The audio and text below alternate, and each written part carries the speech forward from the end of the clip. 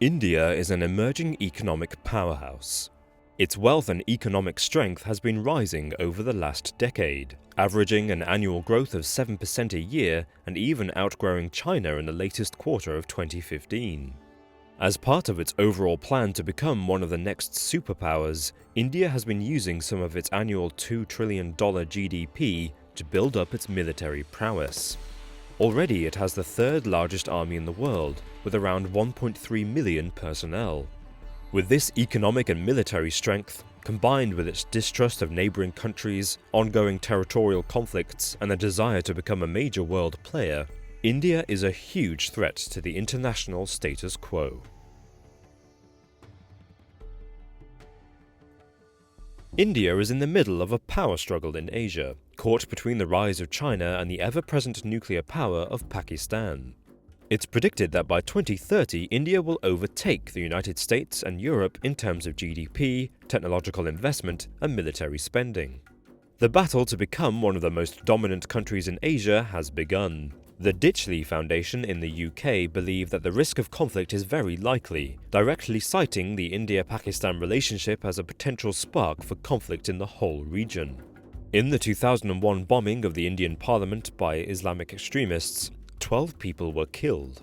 India responded by mobilizing its largest force since the 1971 Indo-Pakistani War, sending this force to fight against the Jaish-e-Mohammed terrorists. Some Indian politicians called for action against Pakistan, as they claimed the country was involved in arming and training the militant group.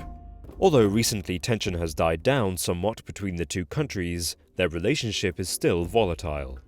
Since gaining independence in 1947, India has gone to war multiple times with Pakistan. Both countries have repeatedly fought over the Kashmir region in the north, where there are actually no official borders, just a line of control between the two disputed areas.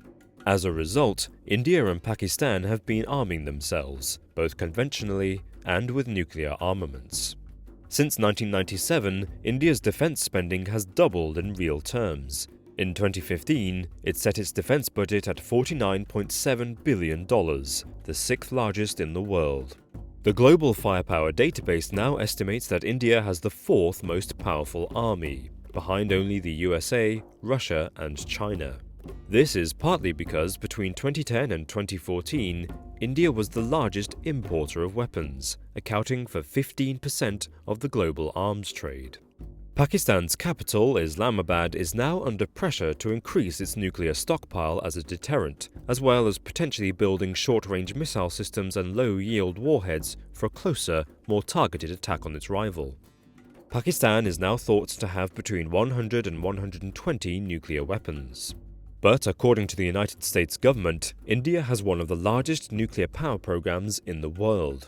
It's already signed nuclear deals with Canada and Australia. In addition, it's working with the USA so that it can join a number of nuclear groups, making India's nuclear capability tremendous.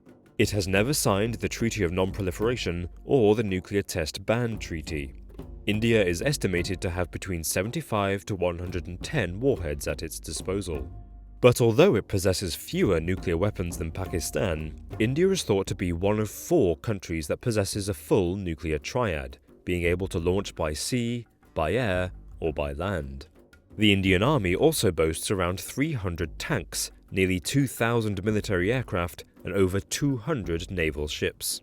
It's not implausible to predict that a new India-Pakistan conflict could trigger a nuclear war. Financially, India is also incredibly powerful. It has one of the fastest growing economies in the world, increasing its GDP from $267 billion in 1992 to $1.85 trillion in 2012. The World Bank for GDP predicts India will control 20% of the world's share of money by 2040, lagging behind only China. This growth and trading power has attracted the attention of many Eastern and Western powers. Recently, India signed a trading partnership with Japan, which will soon make each other their largest trading partners. India also has deals with Russia, America, Indonesia, Australia, South Korea, and several other countries. India's strategic partnerships allow it to experiment with many different political ties. whilst not overcommitting to an arrangement that may affect their aim of becoming a major global influence. If all goes to plan, in as little as 15 years, India will become one of the most powerful, wealthiest, and therefore influential countries in the world. In 2015, NATO Secretary-General Jens Stoltenberg declared that the West is in greater danger from Russia than it ever faced during the Cold War. Employing a paranoid rhetoric that portrays Russia as being bullied by the Western powers, the unstable figure of Vladimir Putin rules with a tight grip and one of the world's largest nuclear arsenals at his disposal. But how dangerous is Russia?